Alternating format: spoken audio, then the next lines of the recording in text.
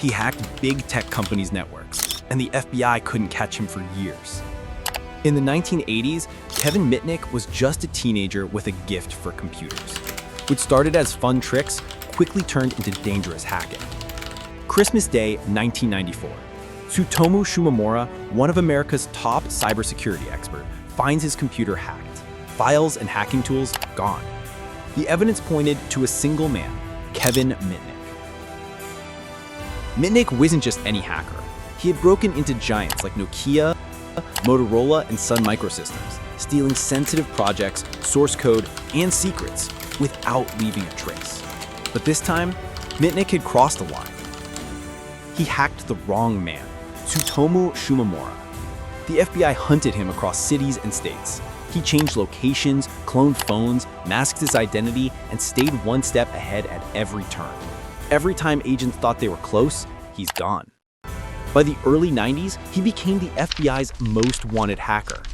People called him the world's most elusive computer criminal. February 15, 1994. Finally arrested, Mitnick would serve 6 years in prison. But his story didn't end there.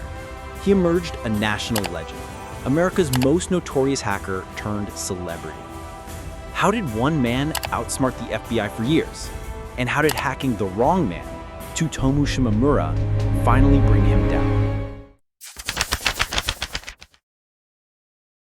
Los Angeles, early 1980s. A 12-year-old boy sits in his bedroom, surrounded by wires, whistles, and a tangle of circuits. While other kids are playing outside, Kevin is cracking phone systems, making free calls across the country, and mapping networks no adult even notices. But this isn't just a game. It's a crash course in how technology and human trust can be exploited. By his teens, his curiosity is turned into daring experiments. Tech companies like Nokia, Motorola, and Sun Microsystems start feeling the impact. Kevin slips into their internal systems, copying confidential code, exploring sensitive designs, and vanishing without a trace. Each success sharpens his skill in social engineering, the art of tricking people into giving access. He moves fast, covers his tracks, and leaves companies scrambling to understand what happened. By the late 1980s, Kevin has become more than a teen hacker. He's a digital ghost, feared by corporations and starting to catch the attention of federal authorities. What he does next will push him into a high-stakes game against some of the most powerful organizations in America. When Mitnick turned his attention to the giants of tech, no system, no matter how fortified, turned out to be safe. Kevin Mitnick transitioned from teenage phone phreaking into full-scale corporate intrusion. By the early 1990s, he was targeting major firms such as Sun Microsystems, Motorola, and Nokia.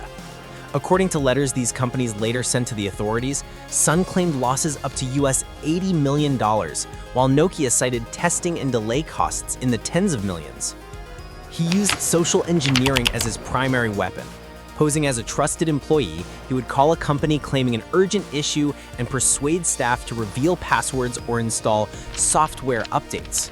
For example, he impersonated an internal engineer at Motorola Mobile to obtain access to their MicroTAC ultralight project by calling support and requesting privileged credentials. Corporations realized their firewalls, passwords, and internal policies alone were insufficient.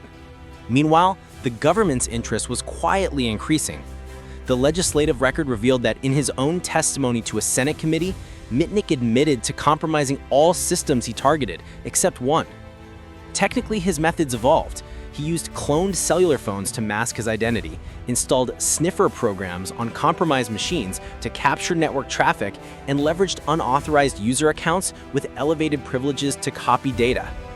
Companies estimated combined losses of nearly $300 million due to Mitnick's intrusions. Figures obtained by hacker magazine 2600 from federal letters. The FBI began categorizing him not as a playful prankster, but as a national threat. One of the defining breaches occurred when Mitnick penetrated Sun Microsystems' internal systems and copied confidential engineering files.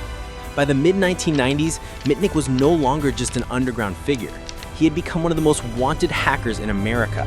His hacking journey of corporate intrusions set the course for a dramatic confrontation with law enforcement. The chase was coming into full view. When the FBI came for Kevin Mitnick, he vanished, not into the shadows, but into the wires of the systems hunting him. By 1992, Kevin Mitnick wasn't just a hacker, he was a federal priority. Corporate complaints had piled up. Sun Microsystems, Motorola, Pacific Bell, Nokia, and dozens of telecom subsidiaries. But what truly alarmed authorities was not the damage. It was his ability to disappear. Mitnick understood one thing better than anyone chasing him. Information moves faster than law enforcement, and he could ride that speed. The FBI issued warrants, opened multi-state investigations, and began mapping every known number, modem, and network he touched.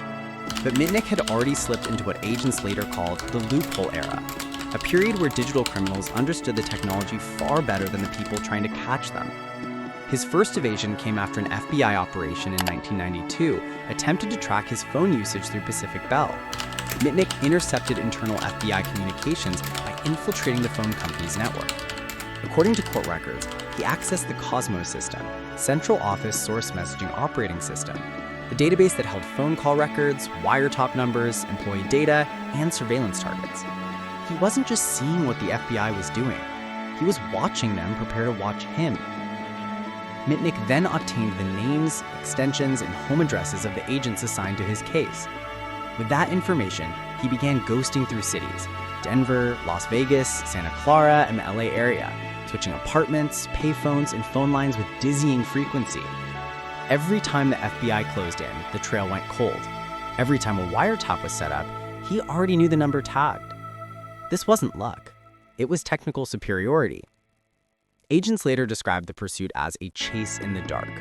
Mitnick was cloning cellular phones to hide caller identity, using packet-sniffing tools to catch credentials on networks, and exploiting internal telecom systems to track his own investigators. One FBI supervisor admitted, "We weren't hunting him. He was monitoring us chase him." And then came the breach that turned Mitnick from a corporate hacker into a national obsession, the pursuit of Tsutomu Shimomura. On Christmas Day 1994, security expert Tsutomu Shimomura discovered that his personal files and security tools had been stolen from his computer at the San Diego Supercomputer Center. The intruder used advanced spoofing, IP redirection techniques, and cellular cloning to break in. Evidence pointed to one person, Kevin Mitnick. Shimomura was not just any victim. He was one of America's top cybersecurity researchers, a man who had advised federal agencies on digital threats for years. His tools were used by national laboratories and intelligence organizations. Mitnick had crossed a line. Not technically, ethically. He hawked the wrong man. Shimomura used advanced network tracing techniques never before applied in a criminal hunt. Working with cellular engineers from Sprint and law enforcement teams in California and North Carolina, Shimomura executed real-time cell site monitoring, tracking cloned phone signals across different towers in California and North Carolina.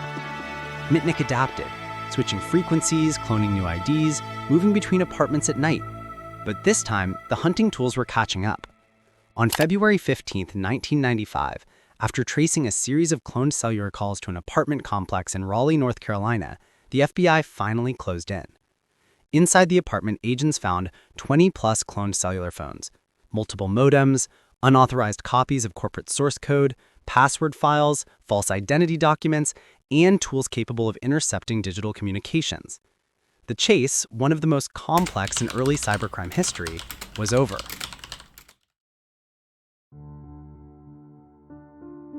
Kevin Mitnick wasn't just put on trial. A whole generation's fear of computers was put on trial with him. When the FBI announced Mitnick's arrest on February 15, 1995, the story didn't stay in law enforcement bulletins. It exploded onto television screens. Newspapers called him the most dangerous hacker in America. Prosecutors compared him to a digital terrorist. And overnight, Mitnick became the face of society's growing fear of the internet. But the truth behind the headlines was far more complicated. Mitnick was charged with 14 counts of wire fraud, 8 counts of unauthorized access, 2 counts of causing damage to computer systems, and 1 count of intercepting digital communications. But the real battle wasn't the charges, it was the narrative. Authorities wanted to send a message. Hacking wasn't a prank, it wasn't curiosity, it was a threat to national security. And Mitnick became the example. The government claimed he stole over $300 million in corporate software, citing letters from Motorola, Sun Microsystems, Nokia, and Qualcomm. But years later, reporters discovered the numbers were dramatically inflated. Some of it was just test code, research documents, and operating system tools that companies valued internally, not stolen for profit. He wasn't selling secrets. He wasn't destroying systems. He wasn't working for foreign powers. Mitnick's motivation wasn't money. It was challenge, access, and the rush of beating impossible systems. But that story wasn't useful for prosecutors. So, the myth began. The moment that defined the public panic came just weeks after his arrest, when a New York Times story claimed, quote, Mitnick could start a nuclear war by whistling into a telephone. It wasn't true, but the quote spread like fire. Talk shows repeated it, politicians cited it, prosecutors leaned into it. And then came the most controversial decision of all.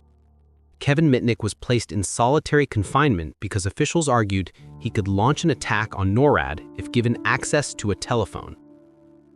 Mitnick later confirmed this in interviews and court transcripts. The judge genuinely believed it. A phone. One phone. That was the level of fear around hacking in the mid-1990s. It wasn't logic. It wasn't fact.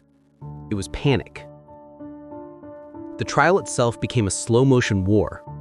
Because the case involved software theft, wire fraud, and national infrastructure, proceedings dragged on for years. And during that time, Mitnick remained imprisoned, much of it without bail. He faced 7 different indictments across different jurisdictions, including California, Colorado, and North Carolina. Each carried years of potential prison time. Mitnick's legal team argued he never profited from hacking, never destroyed systems, and never sold data. His hacks were unauthorized, illegal, and serious, but they didn't meet the fantastical descriptions painted by the media. Meanwhile, the prosecutor's strongest argument rested not on financial harm, but on intent. They argued he had the skills to cause major damage, he had accessed sensitive corporate systems, he understood phone networks deeply enough to evade federal surveillance, and therefore, he was dangerous by capability alone. To the public, this was enough. To the court, it was the foundation of the case. The world was terrified of what computers were becoming, and one man had become the symbol of that fear. In 1999, Kevin Mitnick agreed to a plea deal, 46 months in prison plus 22 months for violating a previous probation order, totaling 68 months, nearly 6 years locked up. It was one of the harshest sentences given to a non-violent computer offender at the time. The court banned him from using computers, accessing the internet, owning a mobile phone, or even touching any device capable of connecting to a network, for 3 years after release. But the bigger story wasn't the punishment. It was how he changed the global conversation. Kevin Mitnick walked out of prison in 2000 with nothing. No computer, no phone, no access to the digital world he once ruled. But the world he returned to needed him more than ever. On January 21st, 2000, after almost 6 years behind bars, Mitnick was released from federal custody. The internet was no longer a French curiosity. It had become a global nervous system. Websites, email, online banking, and digital communication were everywhere. Ironically, the same systems corporations once thought he was too dangerous to touch were now facing threats far bigger than anything the 1990s imagined. Mitnick didn't leave prison a free man. He left with some of the strictest digital restrictions ever placed on a private citizen. For 3 years, he was banned from using a computer, connecting to the internet, owning any device capable of accessing a network, even touching credit card terminals or digital phones. It was a punishment that no longer fit the world around him. The world was online. Everything required a password, a network, a digital identity. But this exile forced him into 2 things that reshaped his life.